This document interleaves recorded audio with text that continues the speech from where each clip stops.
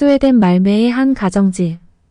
딸이 결혼을 한다고 하자 어머니인 여자가 딸을 꾸짖습니다. 한국인 남자와 결혼을 한다고? 너 지금 제정신인 거니? 중국 일본도 아니고 왜 하필이면 한국인 거니? 당장 집에서 나가거라. 딸이 계속 설득하려 하지만 무리가 있어 보입니다. 어머니는 그토록 한국인을 싫어하는 이유가 뭘까요? 안녕하세요. 스웨덴 말메에서 살고 있는 엘린입니다. 저는 창가에 앉아 눈송이가 땅에 부드럽게 내려앉는 모습을 바라보고 있었습니다. 바깥 세상은 지난 며칠 동안 빈 캔버스처럼 온통 하얗게 덮여 있었죠. 5년 동안의 기다림과 희망, 수많은 병원 방문이 드디어 빛을 보게 되었습니다. 전 김이 모락모락 피어오르는 커피 한 잔을 들고 리네아가 태어난 날을 회상했습니다. 저와 제 남편 안데르스가 리네아를 낳은 날은 화창한 여름날이었습니다. 딸을 처음 안았을 때 안데르스의 눈에 가득했던 기쁨은 저에게는 평생 잊을 수 없는 순간이었습니다. 작은 손가락과 반짝이는 푸른 눈을 가진 리네아는 저희 부부의 우주의 중심이 되었습니다. 매일이 축제였고 매 순간이 추억이었습니다. 리네아가 성장하면서 호기심도 커졌습니다. 리네아는 항상 배우기를 열망했고 새로운 모험을 찾아 헤맸습니다. 바깥 세상에 대한 리네아의 질문은 끝이 없었습니다. 엄마, 하늘은 왜 파란색이에요? 왜 낮에는 별을 볼 수 없나요? 저는 딸의 호기심이 은근히 자랑스러웠는지 웃으며 질문에 대답해주곤 했습니다. 아이 키워보시는 분들은 다 겪었듯이 우리 딸이 천재가 되는 게 아닌가 싶었다니까요. 하지만 웃음과 기쁨 속에는 슬픔이 감돌았습니다. 저와 안데르스는 항상 리네아의 동생이 생기기를 바랐지만 쉽지 않았죠.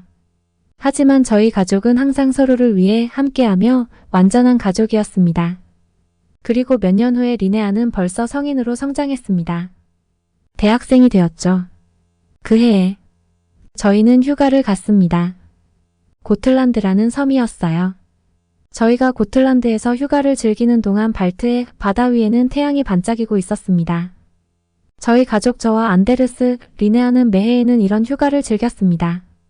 리네아가 현민을 만난 것은 여행 중이었습니다.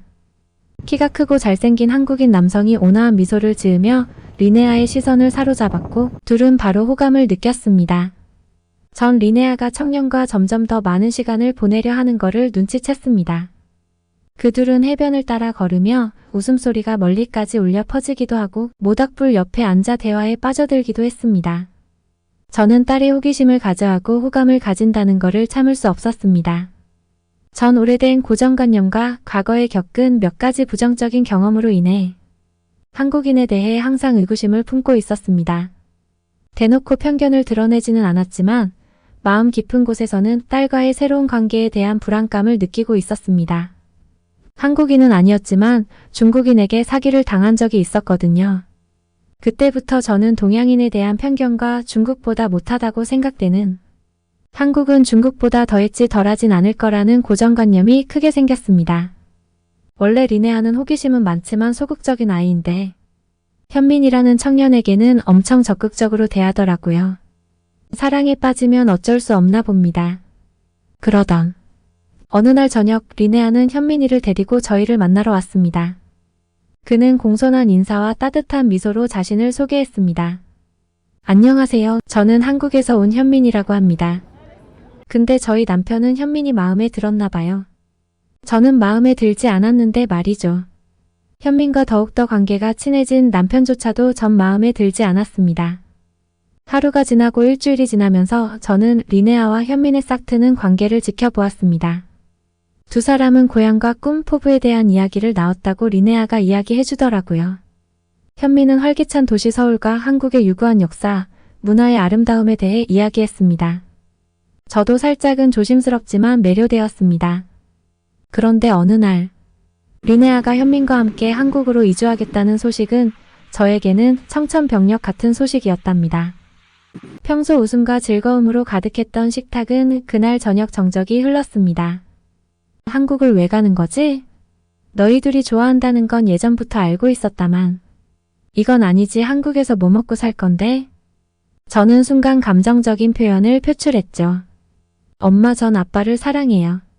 하지만 저는 새로운 세상, 새로운 문화를 알아가고 싶어요. 리네아가 단호하면서도 이해를 구하는 눈빛으로 대답했습니다. 저의 머릿속이 복잡해졌습니다. 아까 이야기했듯이 아시아, 특히 한국에 대한 저의 인식에는 낡은 고정관념으로 인해 흐려져 있었습니다. 딸이 머나먼 땅으로 이사간다는 생각에 불안한 마음이 들었습니다. 엄마 아빠 허락해줘요. 전 진짜 잘 살 생각 있어요. 저는 어디서든 적응을 잘하잖아요. 라며 분위기를 밝게 만들려고 했지만 저는 딸의 말이 들리지 않았습니다. 저의 고민은 더 깊어졌습니다. 제 상상 속에는 현실과는 동떨어진 한국의 모습이 그려져 있었기 때문입니다. 전 리네아가 비좁은 공간에서 낯선 땅에 적응하기 위해 고군분투하는 모습을 상상했습니다. 그 생각은 참을 수 없는 고통이었습니다. 딸의 결정을 이해하기로 결심한 저는 한국에 대해 조사하기 시작했습니다.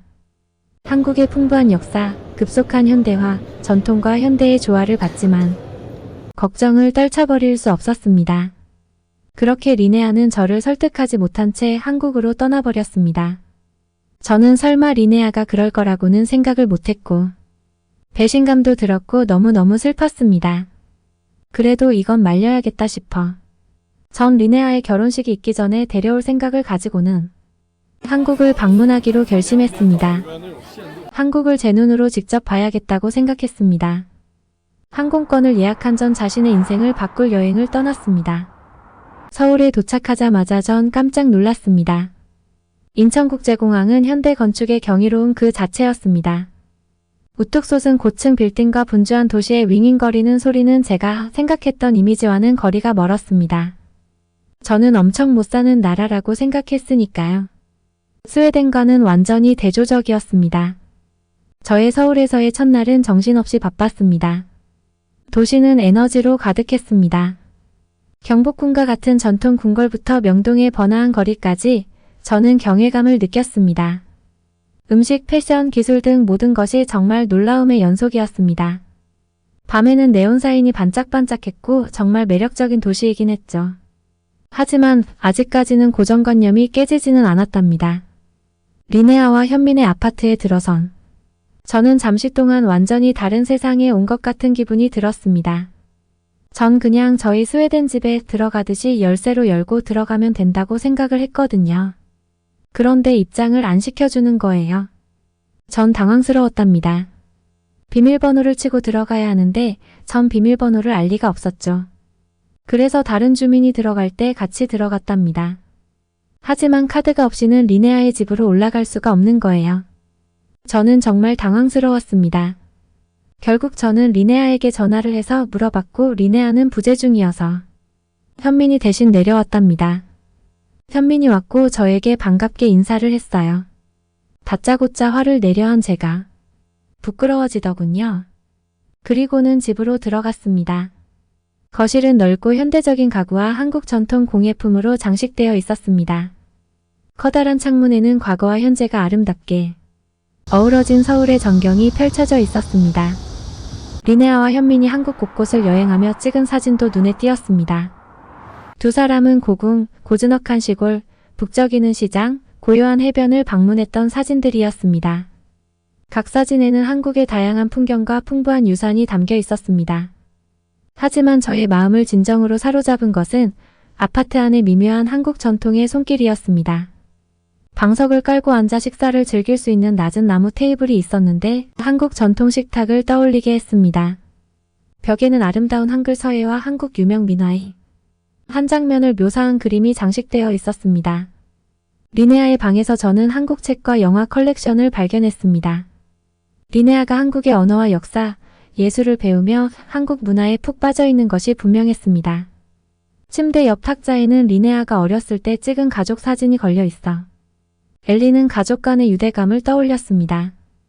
그러면서 현미는 스마트한 첨단 가전제품부터 일상을 더욱 편리하게 만들어주는 스마트 시스템까지 친절하게 소개시켜 주었습니다. 저는 깊은 인상을 받았습니다. 특히 쌀쌀한 밤에는 온돌로 불리는 바닥 난방 시스템을 즐기며 한국의 전통이 현대 생활에 자연스럽게 녹아든 모습에 감탄하기도 했습니다. 저는 이때부터 한국에 대한 인식이 완전 바뀌었습니다. 솔직히 나라가 잘 살더라도 저는 근본이 중요하다고 생각하거든요. 뿌리와 전통을 중요시하지 않는 중국이나 일본을 별로 그렇게 좋아하지는 않는답니다. 근데 이날 한국이 단순히 기술 발전이나 경제력만 뛰어난 나라가 아니라는 것을 깨달았습니다. 한국은 전통을 소중히 여기고 사람들이 역사에 자부심을 가지고 있으며 오래된 가치와 새로운 열망이 자연스럽게 녹아있는 나라였다는 것을 알게 되었습니다. 그리고는 저에게 설득하지 못하고 한국으로 리네아 오게 된 거에 대해 이야기하더군요. 계속 반대하셨으면 정말 결혼을 하지 말아야 하나 싶었다고 했었습니다. 그러고 보니 저는 현민에 대해서 아는 것이 하나도 없었습니다. 현민이 무슨 직업을 가지고 있는지도 몰랐습니다. 현민은 한국에서 온라인 사업을 한다고 하더라고요. 저는 이날 현민과 마음을 놓고 많은 이야기를 나눴습니다. 그리고 몇 시간 뒤에 리네아가 돌아왔고 저는 얼굴을 보고 간단한 식사를 한 뒤에 호텔로 돌아갔습니다. 저는 리네아의 결정에 대해 걱정하며 잠 못 이루던 수많은 밤을 떠올렸죠. 딸이 실수하고 있다고 생각하며 흘렸던 눈물을 떠올렸습니다. 하지만 이제 현실을 확인한 저는 그 실수가 자신의 실수였다는 것을 깨달았습니다. 이제 우리 사위라고 해야죠. 리네아와 사위와 한국이 명소에도 가게 됐고 맛집 다양한 한국 전통 체험을 하고 즐겁게 보냈답니다. 그리고 떠날 날이 너무 빨리 다가왔습니다. 저는 짐을 싸면서 만감이 교차하는 기분을 느꼈습니다. 정들었던 도시를 떠나야 한다는 슬픔과 그곳에서 쌓은 추억에 대한 행복감, 그리고 딸의 선택에 대한 자부심. 공항에서 리네아와 현민에게 작별 인사를 건네며 딸에게 속삭였습니다. 잘 선택했어, 우리 아가. 항상 기억해라, 집은 마음이 있는 곳이란다. 라고 말했습니다. 전 친구 및 가족들과 한국에서의 모험에 대한 이야기를 나누며 그들이 가지고 있던 편견과 오해를 이야기를 해주었답니다. 저는 여행과 경험을 기록하는 블로그를 시작하여 다른 사람들이 다른 문화를 탐구하고 이해하도록 독려하기도 했습니다. 저와 리네아와의 관계는 더욱 돈독해졌습니다. 저희는 정기적으로 화상통화를 하며 일상을 공유했습니다. 저는 다음에 방문할 때 사위 가족과 더 잘 소통하고 싶어서 한국어를 배우기 시작하기도 했습니다. 1년 후 저희 부부는 리네아와 현민이의 결혼식 특별한 행사를 위해 다시 한국을 방문했습니다. 스웨덴과 한국의 전통이 아름답게 어우러진 결혼식이었습니다. 전통 한복을 입은 저는 기쁨의 눈물을 흘리며 딸 리네아와 함께 식장을 걸어 내려갔습니다. 두 가족은 리네아와 현민의 사랑으로 하나가 되어 축하하고 춤추고 기뻐했습니다. 우려와 편견으로 시작된 여정이 아름다운 결합으로 이어져 모두에게 이해와 수용, 사랑의 소중함을 가르쳐 주었습니다. 오늘 사연은 여기까지입니다. 이번 사연 마음에 드셨다면 구독과 좋아요, 알람 설정 부탁드리겠습니다. 주위 분들께 공유도 꼭 해주세요. 다음에도 좋은 사연으로 찾아뵙겠습니다. 모두 즐거운 하루 되세요.